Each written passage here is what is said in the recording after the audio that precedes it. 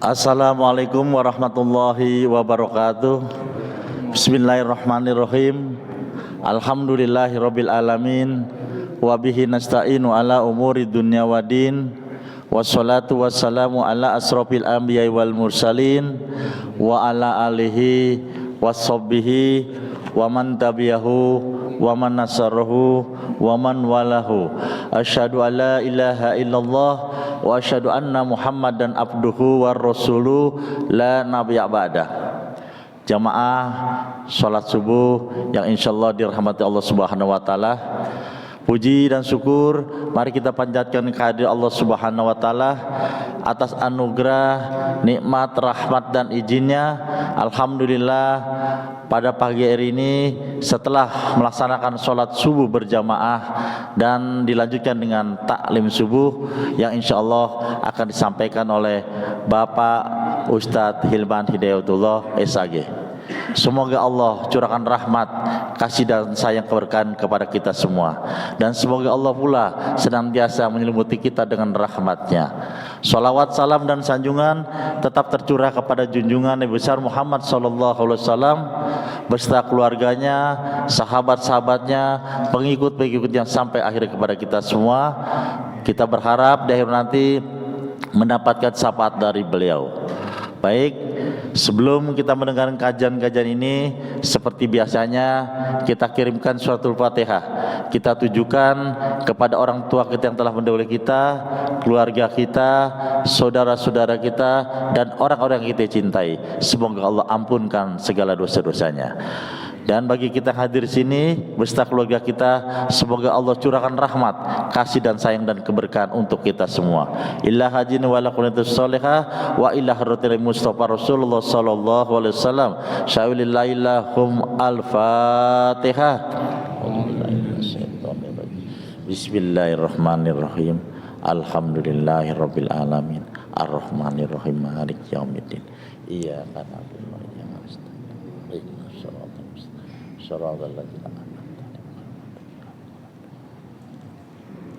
Amin.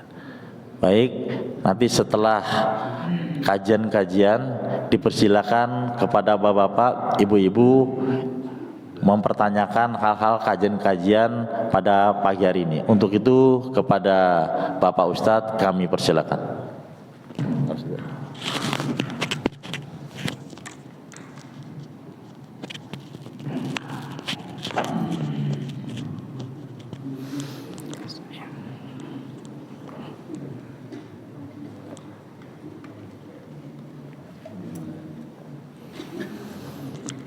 Assalamualaikum warahmatullahi wabarakatuh. Bismillahirrahmanirrahim. Alhamdulillahil fatahil alim. Wassalatu wassalamu ala sayyidina Muhammadin ar-ra'ufir rahim wa ala alihi wa sahbihi wa man tabi'ahum fi siratil mustaqim.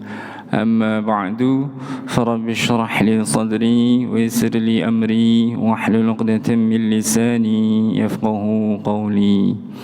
اللهم إلى حضرة النبي المصطفى محمد رسول الله صلى الله عليه وسلم وآله وصحبه وذريته وذوي الحقوق علينا أجمعين، وخصوصا إلى حضرة الشيخ محمد جمال الدين بن محمد سعيد القاسمي والإمام أبي حامد محمد بن محمد الغزالي رضي الله عنه. الفاتحة. أعوذ بالله من الشيطان الرجيم. بسم الله الرحمن الرحيم. الحمد لله رب العالمين الرحمن الرحيم مالك يوم الدين. إياك نعبد وإياك نستعين. اهدنا الصراط المستقيم صراط الذين أنعمت عليهم غير المغضوب عليهم ولا الضالين. آمين آمين. Alhamdulillah. Ya, alhamdulillah. Kita bersyukur kehadirat Allah Subhanahu wa taala atas segala nikmat dan karunia-Nya. Alhamdulillah pada pagi hari ini kita masih terus diberi hidayah dan kemudahan oleh Allah Subhanahu wa taala untuk ya terus kita berusaha ya memperbaiki diri, ya menambah dan meningkatkan kualitas dan kuantitas penghambaan kita kepada Allah Subhanahu wa taala. Ya alhamdulillah, mudah-mudahan ya upaya dan usaha kita ini ya diterima dan diridai oleh Allah Subhanahu wa taala. Salawat dan salam semoga senantiasa selalu Allah limpah curahkan kepada Nabi kita, baginda Nabi besar Muhammad sallallahu alaihi wasallam. Juga tentu kepada para sahabat beliau, keluarga dan segenap keturunan beliau, dan kepada seluruh umat beliau. Ya, semoga kita semua ya bersama segenap keluarga dan keturunan kita, termasuk keturunan kita yang belum lahir mungkin saat ini, ya betul-betul Allah Subhanahu wa taala tetapkan ya menjadi bagian dari umat Rasulullah sallallahu alaihi wasallam yang diterima dan diridhoi iman dan Islam kita. Amin ya rabbal alamin. Alhamdulillah, pada pagi hari ini kita dapat melanjutkan ta'lim kita, dan kita insyaallah akan melanjutkan masih tentang ampas tubuh ya. Ampas tubuh bagian yang pertama itu ampas tubuh ya dan kotoran basah ya. Kotoran basah ini artinya semacam keringat misalnya yang keluar dari anggota-anggota tubuh kita atau berada pada anggota tubuh kita. Tapi ingat, ini adalah ampas tubuh yang suci ya, karena bagian-bagian yang najis sudah kita bahas pada ya pertemuan sebelumnya. Nah, sekedar mengingatkan, ini ada 8 ya. Pertemuan sebelumnya kita sudah sampai pada yang kelima ya. Jadi yang pertama adalah kotoran yang ada di rambut ya. Yang kedua kemudian kotoran yang ada di telinga ya. Yang ketiga yang ada di hidung. Yang kemudian yang keempat yang ada di gigi dan lidah ya. Yang kelima yang ada di jenggot, yang bagi yang punya jenggot, yang memelihara jenggot gitu. Nah, sekarang yang keenam. Yang keenam, bismillahirrahmanirrahim. Allahumma shalli ala sayyidina Muhammad wa ala ali sayyidina Muhammad. As-salisu wasakhul barajimi. Ya, yang keenam adalah kotoran buku-buku jari ya. Buku jari atau ruas jari ya. Kata buku ini dalam makna ruas termasuk kata dalam bahasa Indonesia yang sekarang sangat jarang dipakai ya. Mungkin banyak anak sekarang nggak tahu kalau disebut buku jari, buku apa tuh gitu ya. Buku jari kan ini ya, ruas jari. Ini kan jari telunjuk ini misalnya berarti ada 3 ruas, 1, 2, 3 ini kan ya, ruas ya. Nah ini jadi yang keenam adalah membersihkan kotoran ruas-ruas jari ya, baik yang ada di punggungnya ya maupun di perutnya ya. Di mana biasanya di lipatan ya, lipatan dan lekukan-lekukan. Nah ini yang dibersihkan. Kenapa ini menjadi perhatian yang khusus ya? Pertama, memang jelas ini kebersihan diri secara umum. Yang kedua, dahulu salah satu kebiasaan buruk masyarakat Arab jahiliyah itu jarang sekali cuci tangan walaupun habis makan gitu ya. Walaupun habis makan, padahal mereka makannya langsung pakai tangan gitu kan, nggak pakai sendok atau nggak pakai sumpit. Tapi salah satu kebiasaan buruk mereka jarang sekali cuci tangan, sehingga banyak sekali kotoran yang menempel di lipatan-lipatan ruas jari ini, sendi-sendi ya. Nah itu yang keenam. Kemudian yang ketujuh ya, as-sabi'u, yang ketujuh, tanzifur rawajib ya, membersihkan ruas ujung jari. Jadi kalau burjumah ya dengan jamaknya barajim tadi buku-buku jari secara umum ya semua ya dari pangkal ya gitu. Nah, kalau rajibah dengan jamaknya rawajib itu ruas yang bagian ujungnya aja gitu ya. Ini salah satu kekayaan bahasa lah ya gitu. Jadi ini dari ruas ini jari. Yang ujungnya, ruas ujungnya, nah sini. Ruas ujung-ujungnya ini dalam bahasa Arab disebut rajibah. Ya, gitu. Jadi ada nama tersendiri gitu, ya.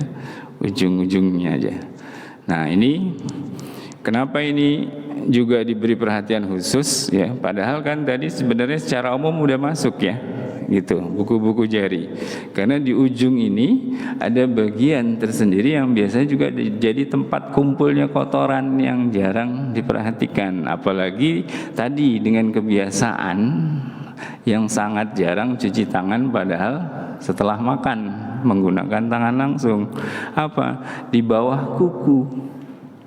Gitu ya. Jadi kan ujung jari ini ada kuku. Nah, itu kalau kukunya agak panjang gitu ya, ada panjang kan itu suka ada kotoran yang menempel ya terkumpul di bawah kuku. Nah, karena itulah ini disebut sebagai bagian khusus. Jadi nomornya beda, jadi nomor 7 gitu kan.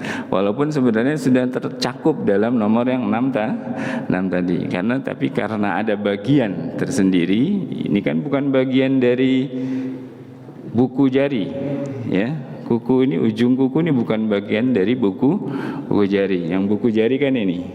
Nah, ya, bukunya. Ini buku. Ya, gitu. Nah, makanya disebut secara tersendiri.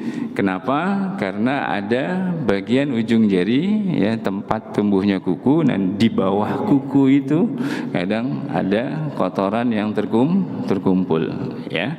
Gitu, apalagi yang biasa bekerja menggunakan tangan ya dan terkena kotoran gitu ya. Nah, itu juga berarti harus dibersihkan ya. Gitu, dibersihkan. Nah, kemudian yang terakhir as-samin yang ke-8.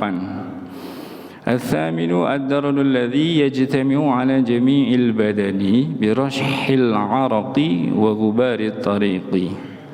Yang ke-8 adalah semua kotoran yang ada di sekujur tubuh kita akibat aliran keringat gitu.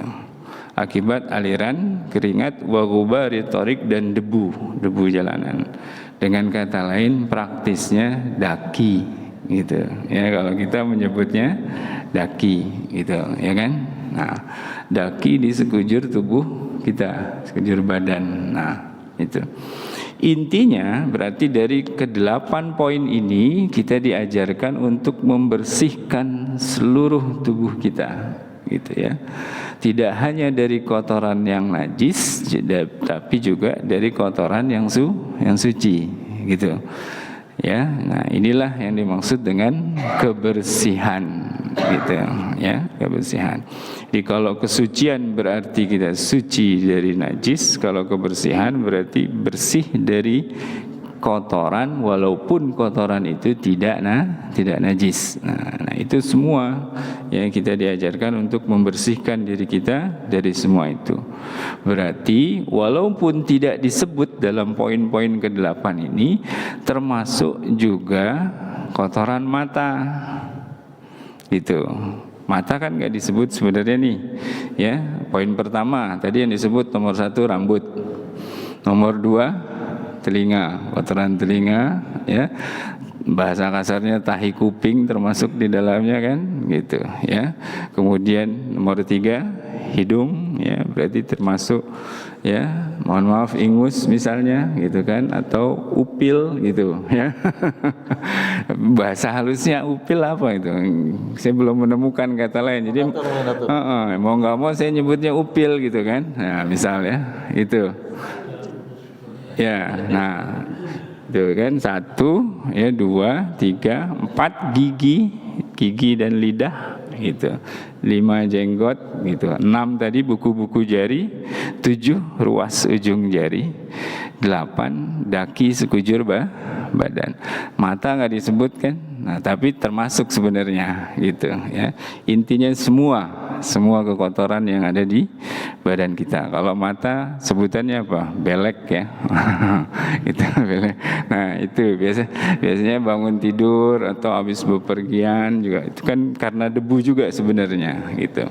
Sama aliran cairan mata yang secara alami alhamdulillah sudah Allah atur sistem yang begitu canggih untuk menjaga mata kita ya. Alhamdulillah.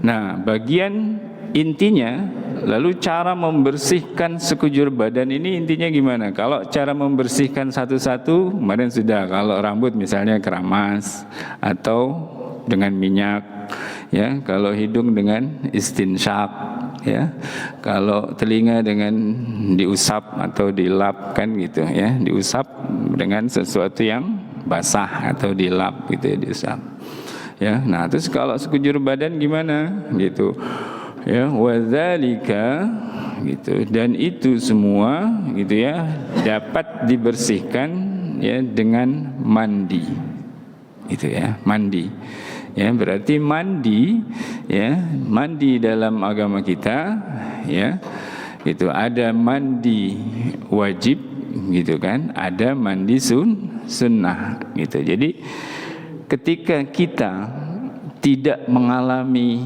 junub atau hadas besar gitu, tidak berarti mandi kita tidak bisa dapat pahala gitu. Kalau sedang mengalami junub atau keadaan hadas besar, ya alhamdulillah jelas wajib, berarti pahala mandinya besar, pahala wajib. Nah, andai pun kita tidak mengalami kondisi junub, tetapi ya badan kita katakanlah sudah berdaki, sudah berkeringat seharian, nah itu berarti sudah tetap ada kesunahan mandi. Karena ini tadi tetap kita diajarkan untuk membersihkan sekujur badan kita. Jadi ketika kita niat mandi, jangan lupa berarti kita niat melaksanakan memang sunnah dan ajaran agama kita gitu. Jadi ini memang Rasulullah SAW yang memerintahkan kita membersihkan diri dari semua kekotoran ini. Jadi niat berarti mengamalkan sunnah Rasulullah Sallallahu Alaihi Wasallam gitu. Jadi bukan sekedar mandi, asal mandi gitu ya. Innamal a'malu binniyat. Jadi dengan niat yang baik ini insya Allah nilai mandi kita juga jadi lebih tinggi ya gitu. Nah, terkait dengan mandi maka dilanjutkan di dalam buku ini ya pembahasan tentang adab mandi. Nah, adab mandi ini secara garis besar ada 2 ya, secara garis besar ada 2, ada kewajiban, ada kesunahan. Artinya ada yang wajib, ada yang sunnah ya. Kita lanjut, adabul hammam, adab kamar mandi atau adab mandi praktisnya. La ba'sa bidukhulil hammami, tidaklah mengapa kita masuk ke rumah-rumah pemandian. Ke rumah pemandian. Artinya kalau zaman dahulu ya, zaman dahulu itu rumah pemandian ada yang sifatnya umum. Ya kan? Ada rumah pemandian untuk bareng-bareng gitu, untuk masyarakat umum. Walaupun tetap dibedakan rumah pemandian laki-laki dan rumah pemandian perempuan. Ya, termasuk di negeri Arab sana berarti gitu. Jadi ada ya rumah-rumah pemandian umum yang menggunakan air panas, biasanya menyediakan air panas gitu ya. Ada mandi air panasnya. Nah, itu di sini kalau di Indonesia biasanya pemandian air panas umum itu biasanya alami. Ya, alhamdulillah Indonesia ini sangat banyak Allah beri kekayaan alam. Air panas tersedia secara alami. gitu ya. Tapi di banyak wilayah termasuk di Timur Tengah, walaupun negerinya panas gitu, kalau mau air panas ya enggak seperti Indonesia udah ngalir alami begitu air panas ya, enggak. Jadi mereka tetap masak, artinya dibakar dulu gitu ya. Biasanya ada pekerja khususnya tuh kalau zaman dulu yang bagian tungku gitu, bagian perapian ya gitu. Nah itu boleh berarti ya, berarti boleh gitu, dengan catatan artinya tetap berbeda antara pemandian laki-laki dan pemandian perempuan ya. Dakhala ashab Rasulillah sallallahu alaihi wasallam hammamatis Syam ya. Para sahabat Rasulullah SAW dahulu juga ya masuk ke rumah-rumah pemandian di negeri Syam. Syam itu kalau sekarang berarti Palestina ya. Palestina dan Suriah kalau tidak salah ya. Palestina dan Suriah itu negeri Syam. Nah, artinya para sahabat Nabi itu juga dahulu ya gitu. Biasa mandi di rumah-rumah pemandian gitu. Ya, kenapa rumah pemandian dulu juga banyak dipakai? Karena rumah-rumah itu tidak punya kamar mandi sendiri, jangan kamar mandi, sumurnya aja ya gitu kan, satu sumur satu kampung kan kadang gitu ya. Dahulu di negeri kita juga masih begitu, satu sumur satu kampung gitu ya, rame-rame. Wa qala ba'duhum ya, sebagian mereka yakni sebagian sahabat Rasulullah SAW berkata, ni'mal bait baitul hammam ya, rumah terbaik, artinya alangkah baiknya rumah itu, rumah terbaik baitul hammam adalah rumah pemandian. Loh, kok bisa komentar gitu? Apa latar belakangnya? Ya, yutahhirul badana wa yudzakkirun nara. Kenapa sahabat ini menganggap rumah pemandian itu rumah terbaik? Karena yutahhirul badan, membersihkan dan mensucikan badan. Kita bisa membersihkan dan menyucikan badan kita di situ. Ya, wa yudzakkirun nar, dan mengingatkan kita akan neraka. Kenapa? Karena ada air panas di situ, Pak. Panas. Nah, inilah hebatnya sahabat radhiyallahu anhu. Apapun yang mereka lihat, dimanapun mereka berada, mereka selalu ambil hikmah pelajarannya untuk keimanan mereka. Jadi ngelihat ketemu air panas, ingatnya neraka, panasnya neraka. Enggak sekedar menikmati, oh enak air panas gitu, enggak. Tapi betul-betul semuanya membawa ingatan mereka kepada kehidupan akhirat ya. Nah, itulah sebabnya ya, sebagian sahabat ya menilai rumah pemandian adalah rumah yang baik gitu ya. Ruya dzalika an Abi Darda wa Abi Ayyub al-Ansari. Wa Abi Ayyub al-Ansari.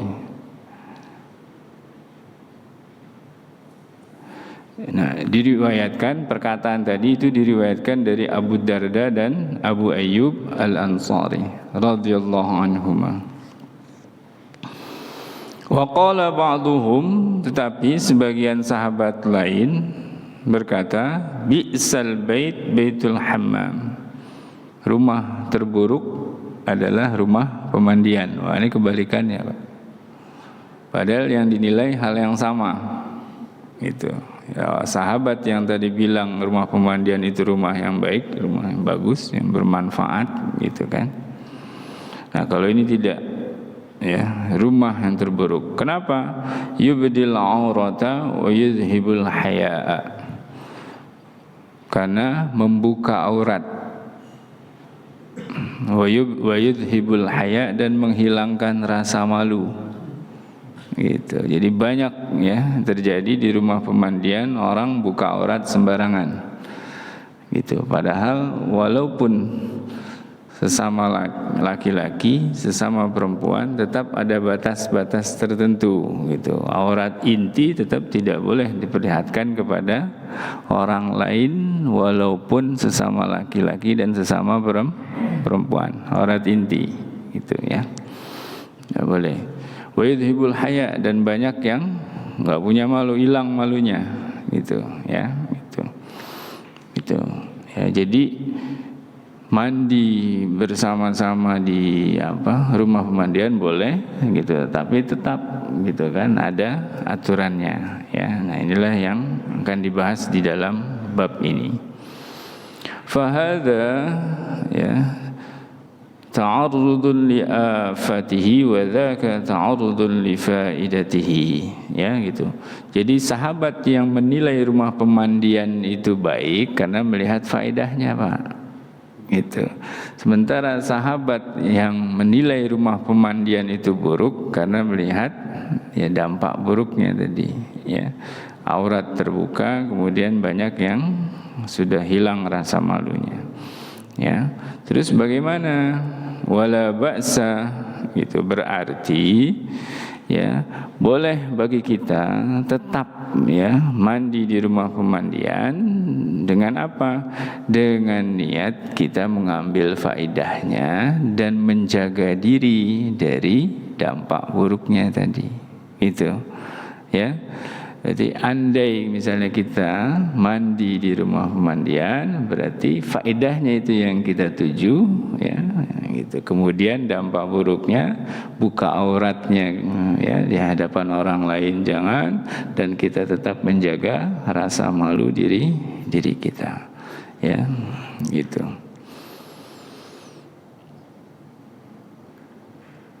Walakin ala dakhilil hammam wadhaifu minas sunani wal wajibat. Nah, ini yang harus diperhatikan, Pak. Berarti orang siapapun yang masuk ke rumah pemandian, maka ia harus memperhatikan hal-hal yang sunnah dan hal-hal yang wajib bagi dirinya. Ya, fa'alaihi wajibani. Ia memiliki dua kewajiban. Nah, kewajibannya ada dua macam. Ya.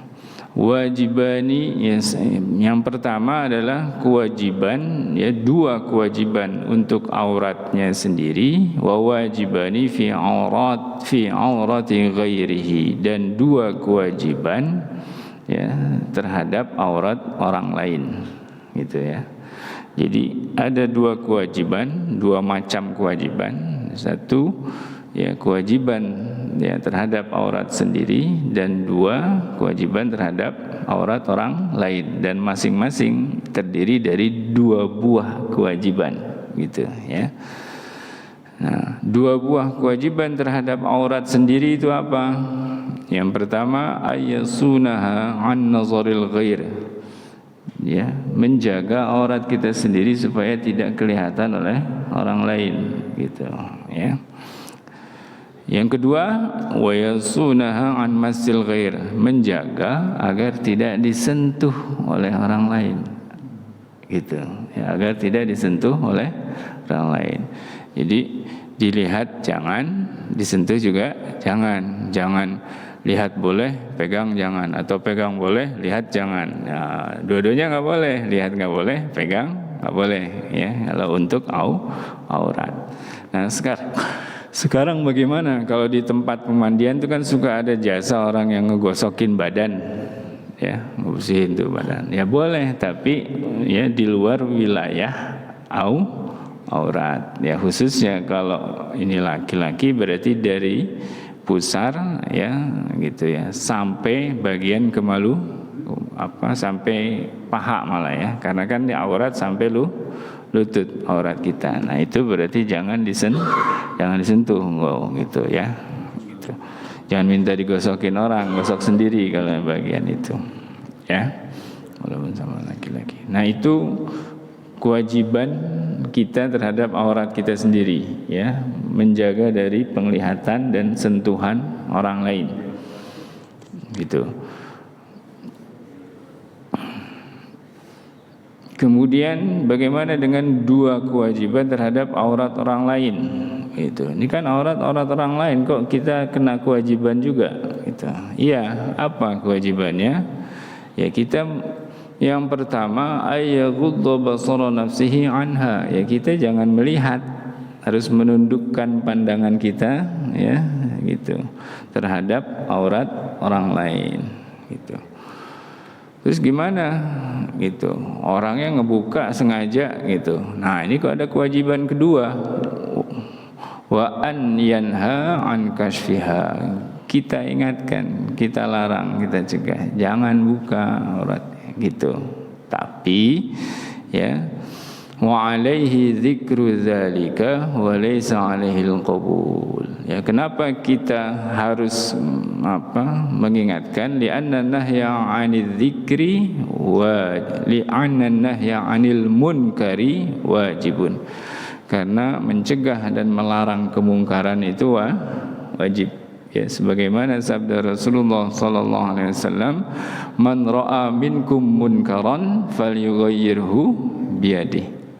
Barang siapa di antara kalian melihat kemungkaran, hendaklah ia mengubahnya dengan tangannya. Gitu. Fa illam yastati fa bilisani. Gitu. Ya. Kalau tidak sanggup, maka dengan lisannya. Kalau tidak mampu dengan tangannya, dengan lisan. Gitu. Wa illam yastati, ya, gitu. Atau fa illam yastati juga gitu, fa biqalbi, maka dengan hatinya. Kalau enggak mampu juga dengan lisan, dengan ucapan, dengan nasihat gitu ya, maka dengan hatinya gitu. Wa dzalika adhaful iman, dan yang terakhir ini adalah selemah-lemahnya iman gitu. Nah, dan Syekh Abdul Qadir Al-Jailani dalam salah satu kitab beliau menjelaskan ya gitu hadis ini, bahwa ya, kewajiban kita mengubah kemungkaran yang kita lihat dengan tangan, dengan lisan dan dengan hati ya, itu juga terkait dengan kewenangan kita gitu, dengan kewenangan kita ya. Rasulullah SAW memang mengajarkan ya, hukum umumnya gitu kan, siapapun yang melihat kemungkaran hendaklah ia mengubahnya, memperbaikinya, meluruskannya, berarti dengan tangan, lisan atau hati minimal. Nah, dengan tangan berarti buat orang yang memang punya kewenangan dalam hal itu. Gitu. Ia punya kewenangan untuk menggunakan tangannya memperbaiki atau meluruskan kemungkaran. Gitu. Ya, karena tangan di sini juga termasuk kekuasaan. Dengan kekuasaannya. Nah, berarti di sini kewajibannya terutama jatuh pada orang yang diberi kekuasaan. Sesuai dengan tingkat kekuasaannya masing-masing. Gitu, tingkat kekuasaan masing-masing. Sekarang kepala rumah tangga, ya berarti dia punya kewenangan kan di keluarganya. Gitu. Ya, punya kewenangan. Kepala lingkungan berarti punya kewenangan. Nah, sebatas kewenangan itu juga kewajibannya, tidak juga melebihi kewenangan. Gitu. Ya. Kepala lingkungan kan dari lingkungan terkecil RT, ya RW, kelurahan, kecamatan, ya sampai tingkat nasional misalnya. Ya, sesuai kewenangan gitu. Kita sebagai rakyat biasa yang tidak punya kewenangan misalnya menutup gitu ya sebuah tempat terlarang katakanlah, ya berarti kita nggak boleh menggunakan tangan kita langsung untuk menghilangkan kemungkaran yang terjadi di situ. Gitu. Karena kita tidak punya kewenangan. Gitu. Tangan kita nggak ada kewenangan di situ. Siapa yang punya? Ya pemerintah. Gitu. Berarti kita wajib bertindak sesuai batas kewenangan kita. Ya, gitu. Batas kewenangan. Nah, itu maksudnya. Nah, ini yang pertama berarti terutama buat orang-orang yang memang diberi kekuasaan dan kewenangan. Ya, ada tempat maksiat di sebuah kelurahan, nah, lurahnya punya kewenangan nutup kan, ya udah tutup, gitu. Ya, kita nggak boleh main hakim sendiri walaupun rame-rame, kan gitu. Nggak boleh main hakim sendiri walaupun rame-rame. Kalau kita main hakim sendiri rame-rame, kita hancurkan itu kan, itu berarti sudah melanggar prosedur aturan hadis ini. Makanya wajar kalau kemudian hasilnya jadi kontraproduktif, gitu. Bukan mendekatkan orang kepada agama, malah menyebabkan orang salah paham terhadap agama kita, gitu. Ya, gitu. Kan orang jadi malah menganggap agama Islam itu agama yang kasar, gitu, kejam dan sebagainya, gitu. Kenapa? Ya karena tadi caranya yang salah, gitu. Ya, nah, terus dengan lisan, ya berarti orang yang memang diberi kemampuan dan kewenangan itu, terutama siapa ya? Terutama para ulama, gitu kan? Ya, gitu. Jadi orang-orang, para penasehat, gitu ya. Ya, gitu. Nah, walaupun secara umum dan secara umumnya siapapun yang punya kemampuan dan kewenangan untuk menyampaikan suaranya, gitu. Nah, alhamdulillah kalau di negeri demokrasi, rakyat pun silahkan, gitu kan, menyampaikan suara dan aspirasi, silakan. Tapi tetap semua dengan sesuai aturan hukum yang berlaku. Nah, terakhir dengan hati. Dengan hati itu gimana? Ketika kita menghadapi suatu kemungkaran, lalu kita tidak punya kemampuan sama sekali untuk memperbaiki dengan tangan maupun dengan lisan, maka katakanlah dengan hati kita, ya, bahwa kemungkaran itu mungkar. Nah, itu yang dijelaskan oleh dan Syekh Abdul Qadir Al-Jilani qaddasallahu ruhah. Katakanlah, hati kita harus tetap tegas mengatakan mungkar 3 kali. Bahwa hati kita menolak itu, kemungkaran itu. Supaya jangan sampai hati kita diubah oleh Allah, gitu kan, jadi menyukai kemungkaran itu. Atau jangan sampai hati kita membolehkan kemungkaran itu, kan jadi dosa. Jadi andai pun kita menghadapi situasi kondisi kita tidak mampu memperbaiki kemungkaran, ya, dengan tangan juga dengan lisan, maka katakan dengan hati mungkar. Itu ya, 3 kali. Nah, itu untuk orang yang berarti berupaya memperbaiki atau meluruskan. Nah, bagaimana kita sendiri ketika ada orang lain yang mengingatkan kita, kan gitu. Bagaimana ketika ada orang lain mengingatkan kita? Nah, kita justru harusnya bersyukur, berterima kasih, Pak. Ketika ada orang lain mengingatkan tentang suatu kesalahan atau kemungkaran yang kita lakukan, kita mestinya bersyukur, terima kasih, kita terima dengan baik. Ya, pernah kan disampaikan di sini, ya, kisah seorang imam besar. Ya, kisah seorang imam besar, ya, tepatnya Imam Hanafi atau Imam Abu Hanifah, yang bertemu dengan seorang anak kecil yang sedang mengenakan terompah kayu atau sandal dari kayu. Lalu sang imam mengingatkan anak kecil itu supaya hati-hati, kamu bisa tergelincir dengan sandal itu, dengan terompah itu, ya. Tapi anak kecil itu justru balik mengingatkan sang imam. Apa yang anak kecil itu katakan? Wahai imam, engkau juga hati-hati. Engkau juga bisa tergelincir dengan kedudukan besarmu sebagai imam. Bagaimana reaksi Imam Hanafi? Apakah beliau tersinggung dan dinasihati oleh anak kecil? Imam besar, Pak. imam besar tingkat dunia dinasihati sama anak kecil, bukan cuma tingkat nasional gitu, apalagi cuma tingkat kota dan kecamatan, apalagi tingkat kelurahan, apalagi tingkat RW RT, tingkat dunia diingatkan oleh anak kecil tentang sesuatu yang kita yakin insya Allah beliau sudah tahu. Diingatkan tentang sesuatu yang kita yakin Imam Hanafi sudah tahu hal itu. Gitu. Tapi bagaimana reaksinya? Imam Hanafi nangis, Pak. Hatinya lebih tersadarkan lagi. Walaupun sebelumnya sudah tahu.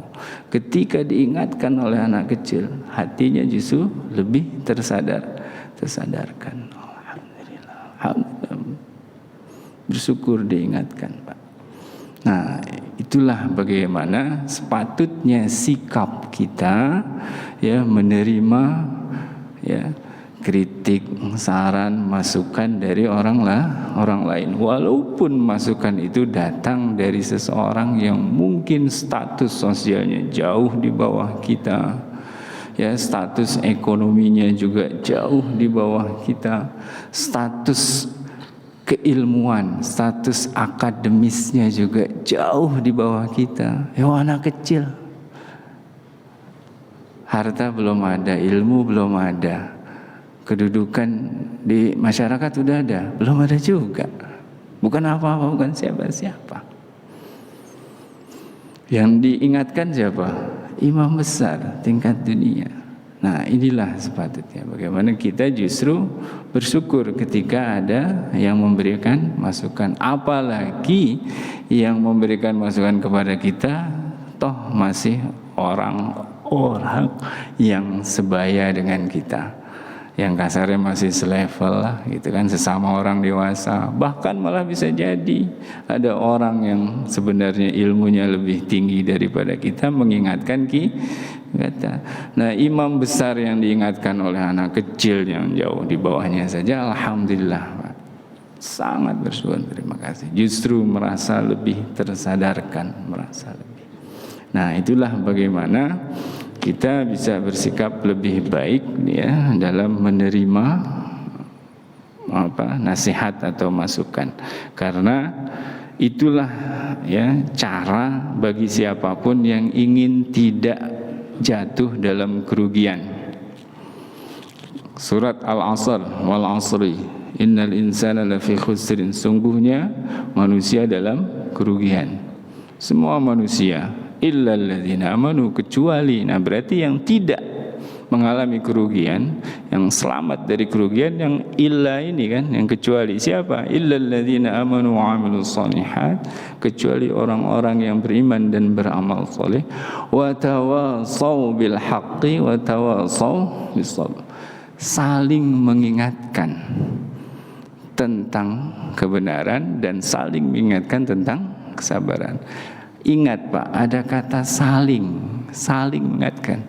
Jadi bukan ya, ingat firman ini tidak menyatakan kecuali orang-orang yang beriman dan beramal soleh dan selalu mengingatkan tentang kebaikan serta kebenaran. Bukan begitu Pak kalimatnya.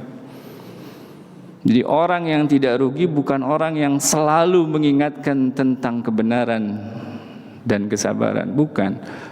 Orang yang tidak rugi adalah orang yang beriman, beramal soleh, dan saling mengingatkan tentang kebenaran dan kesabaran. Kalau saling berarti dia mau memberi juga mau menerima. Itu kuncinya. Karena kalau kita tidak mau menerima masukan, ya pasti rugi. Karena kita nggak akan tahu kekurangan diri kita. Kita akan merasa, wah udah benar terus gitu, udah bagus terus. Ketika ada masukan, selalu dihalau, selalu ditolak. Merasa udah benar, nah itu udah rugi jelas.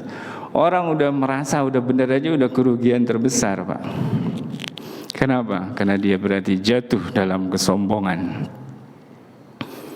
Sementara kesombongan adalah salah satu dosa paling besar.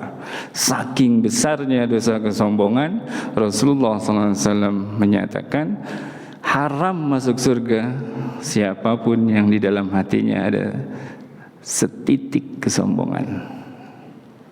Walaupun setitik. Na'udzubillah.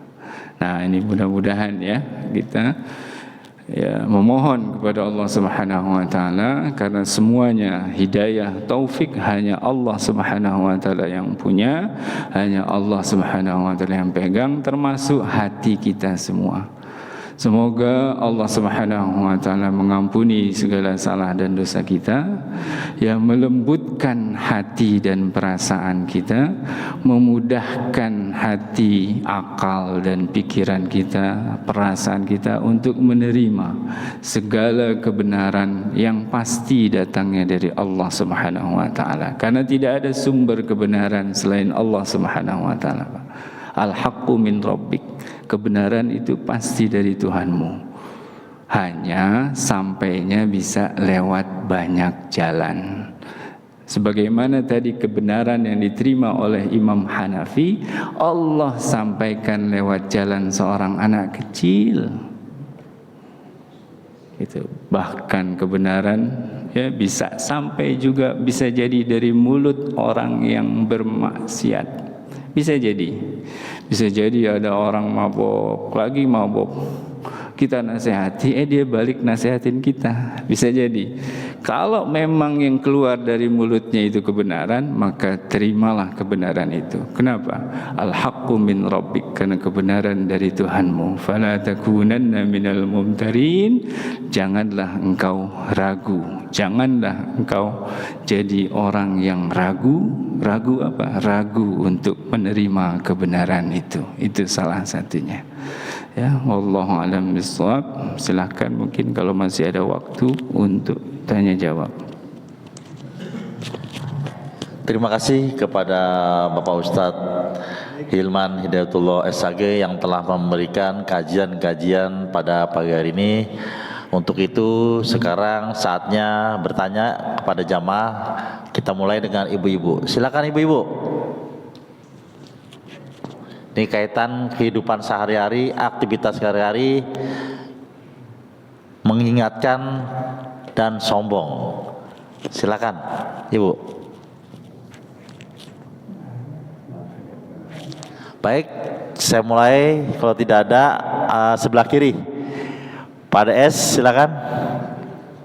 Pak Haji Sugianto.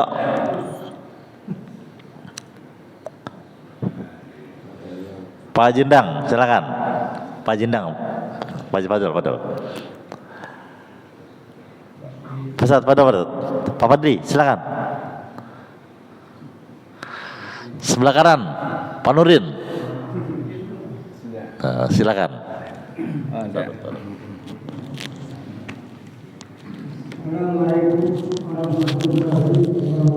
Waalaikumsalam warahmatullahi wabarakatuh. Ini yang saya akan tanyakan, ini mungkin juga bukan untuk saya saja pertanyaannya, tapi maaf, mungkin untuk juga agenda. Yang saya tanyakan, apakah pengertian zuhud dan tasawuf itu saja? Terima kasih. Pengertian apa, Pak? Pengertian ulang. Pengertian apa ini? Pengertian. Yang pertama, Pak, pengertian. Pengertian Zuhud dan tasawuf. Terima kasih. Assalamualaikum warahmatullahi wabarakatuh. Waalaikumsalam.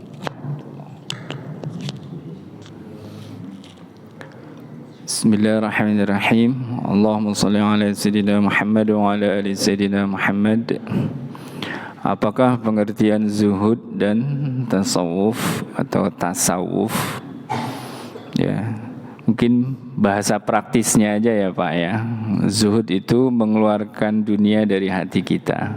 Itu saja. Itu bahasa zuhud.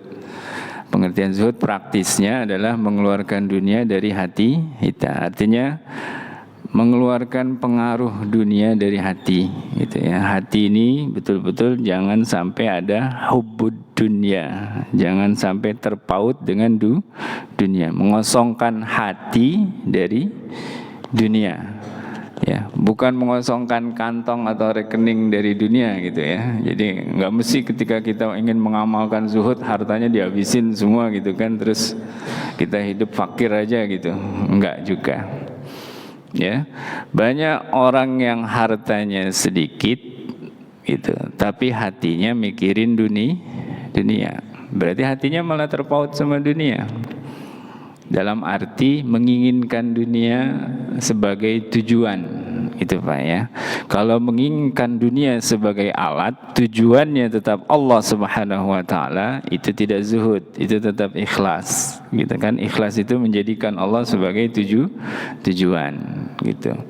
Kita tetap perlu dunia karena memang sementara ini kita hidup di dunia, tapi jangan sampai dunia itu masuk ke dalam hati kita. Itu maksudnya zuhud, gitu ya. Jadi belum tentu miskin gampang zuhud, belum tentu yang kaya itu susah zuhud, belum tentu gitu. Tapi bagaimana hatinya? Itu dahulu ada seorang ulama ya yang ditegur gitu oleh seorang wali. Ulamanya ini miskin, tapi nasihat wali itu apa? Keluarkan dunia dari hatimu, gitu.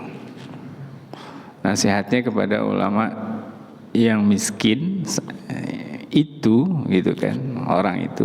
Kenapa? Ya karena berarti ulama itu mungkin karena kemiskinannya masih mikirin dunia, mengharapkan dunia, tapi diingatkan. Gitu. Sementara ulama yang kaya nggak dikasih nasihat begitu. Waktu itu ada saudaranya ulama yang sudah kaya raya, bergelimang harta, malah nggak dinasihati untuk mengeluarkan dunia dari hatinya. Kenapa? Karena alhamdulillah saudaranya ulama yang sudah kaya raya, walaupun sekelilingnya banyak harta, hatinya tetap terjaga. Nggak ada sedikit pun harta dunia itu yang jadi miliknya masuk ke dalam hatinya, nggak ada. Ia dengan cirinya apa? Cirinya dengan mudah ia mengeluarkan berapapun harta yang dibutuhkan ketika agama membutuhkan. Itu kan Pak, itu ciri dunia, harta itu tidak masuk ke hati kita, kita akan mudah mengeluarkannya untuk kebaikan. Mudah. Karena sesuatu yang masuk ke dalam hati kita nggak mau berpisah, iya kan? Sesuatu yang masuk ke dalam hati kita nggak mau berpisah, gitu. Karena kalau sesuatu yang ada di dalam hati kemudian terpisah, sedih kita kan, gitu. Kenapa misalnya kalau orang-orang yang kita sayangi kemudian pergi, termasuk ya terutama pergi kembali ke harbaan Allah, karena ajal mereka kita merasa sedih, karena mereka ada di hati kita. Tapi untuk sesuatu yang tidak ada di hati kita, kalaupun sesuatu itu pergi, apakah kita sedih? Tidak. Nah, begitulah orang yang hatinya tidak dimasuki dunia, harta. Walaupun hartanya banyak, mungkin ia miliarder bahkan triliuner, ya, gitu. Tapi kalau hatinya kosong dari dunia, gitu, hatinya betul-betul hanya mengharapkan Allah, rahmat dan keriduannya, ya itu berarti dia zuhud Pak. Jadi zuhud itu bukan berarti harus miskin ya. Zuhud itu berarti sebenarnya hidup ikhlas, baik kaya ataupun miskin. Jadi tetap tidak mengharapkan dunia sebagai tujuan. Boleh kita mengusahakan dunia, tapi itu sebagai sarana kita untuk ibadah kepada Allah Subhanahu wa taala. Saya pengen kaya, karena saya ingin menghajikan orang tua saya. Bagus, Pak. Itu bagus berarti kan, gitu ya. Silakan gitu. Ya, misalnya itu salah satu contoh praktis. Lalu kalau tasawuf apa? Nah, tasawuf adalah ilmu tentang hal ini. Tasawuf adalah ilmu untuk mencapai minimal zuhud ini Pak. ilmu untuk mencapai kondisi ini. Bagaimana caranya supaya hati kita kosong dari dunia, dari segala sesuatu selain Allah. Itu bahasa praktisnya gitu. Jadi kita pengen belajar zuhud, nah berarti pelajari tasawuf. Nah itu ilmunya adalah tasawuf. Nah, jadi bagaimana supaya hati kita tidak terpengaruh, tidak terisi, ya, kosong dari dunia dan segala sesuatu selain Allah. Artinya berarti dengan kata lain kita jadi hamba Allah yang ikhlas. Kan itu, ikhlas, memurnikan tauhid kita kepada Allah. Nah itu ilmunya tasawuf. Nah, saya tambahkan, tasawuf ini ilmu Islam bukan. Tasawuf ini ilmu Islam, justru ini inti ajaran Islam. Ya, kalau dalam hadis Rasulullah SAW, beliau menyebutnya ihsan. Ini adalah dimensi ihsan dari agama kita. Ya, anta'budallah ka'annaka tarahu fa illam takun tarahu fa innahu yaraka. Itu kan definisi tasawuf dari Rasulullah SAW langsung. Ya, ihsan adalah engkau menyembah Allah seakan-akan melihat Allah. Itu. Dan jika engkau tidak mampu, ya, mencapai tingkat itu, makom itu, maka fa innahu yaraka. Sungguhnya Allah senantiasa melihatmu. Kalau namanya melihat Allah itu memandang Allah, berarti Allah yang kita pandang, Pak, dalam segala ibadah kita. Ibadah itu apa? Ibadah itu kan semua aktivitas, Pak.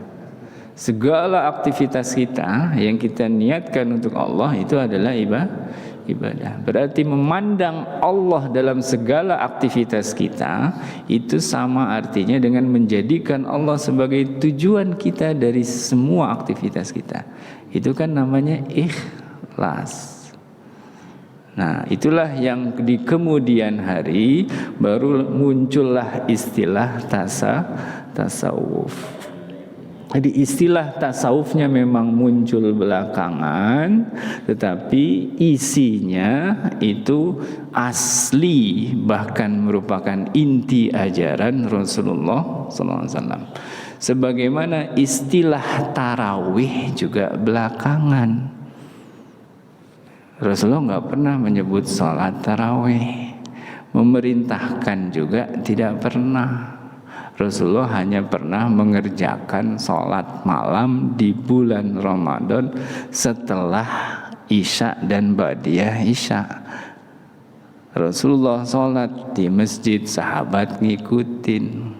Malam pertama, malam kedua begitu juga, malam ketiga begitu juga, malam keempat dan seterusnya Rasulullah sholatnya di rumah. Apa Rasulullah nyebut tarawih? Tidak. Nggak ada sebutan tarawih dari Rasulullah SAW, nggak ada. Salat tarawih itu istilahnya muncul belakangan. Jadi istilah nama tarawih munculnya belakangan, tapi isi amalan tarawih itu asli diajarkan oleh Rasulullah. Begitu juga tasawuf.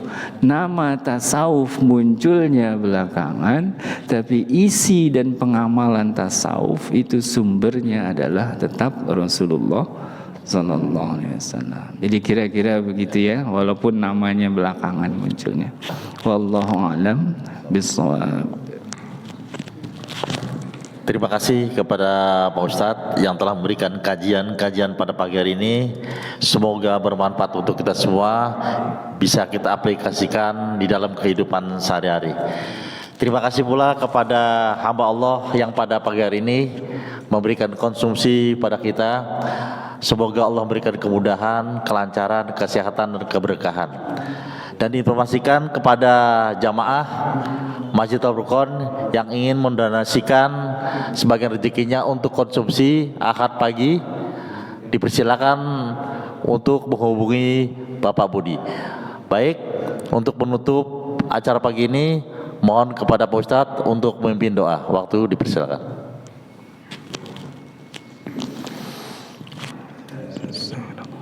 Alhamdulillah, mari sama-sama kita pusatkan segenap hati dan diri kita untuk memanjatkan doa kita ke hadirat Allah Subhanahu wa taala. Semoga apapun yang menjadi hajat, ya, harapan, cita-cita, niat selama itu baik, ya, dalam penilaian Allah Subhanahu wa taala, semoga Allah Subhanahu wa taala kabulkan. Allah Subhanahu wa taala jadikan kenyataan, ya, dalam takdir kehidupan kita di dunia ini dengan cara yang terbaik dan termudah, dalam limpahan keberkahan karunia rahmat keridhoannya dari dunia hingga akhirat. Amin ya rabbal alamin. Al-Fatihah. A'udzu billahi minasyaitonir rajim. Bismillahirrahmanirrahim. Alhamdulillahi rabbil alamin. Arrahmanir rahim. Maliki yaumiddin. Iyyaka na'budu wa iyyaka nasta'in. Ihdinas siratal mustaqim. Siratal ladzina an'amta 'alaihim ghairil maghdubi 'alaihim waladdallin. Amin. Amin. Amin ya Allah. Afu 'anna ya karim. اغفر لنا غفور ارحمنا يا أرحم الراحمين. اللهم بحق الفاتحة وسر الفاتحة وبكرامة الفاتحة وبمعجزة الفاتحة بشفاعة رسول الله صلى الله عليه وسلم برحمتك يا أرحم الراحمين. برحمتك يا أرحم الراحمين. برحمتك يا أرحم الراحمين. وصلى الله على سيدنا محمد وعلى آله وصحبه وبارك وسلم. سبحان ربك رب العزة عما يصفون. السلام على المرسلين والحمد لله رب العالمين. Mohon maaf dari saya atas segala kesalahan dan kekurangan dan segala sesuatu yang mungkin kurang berkenan.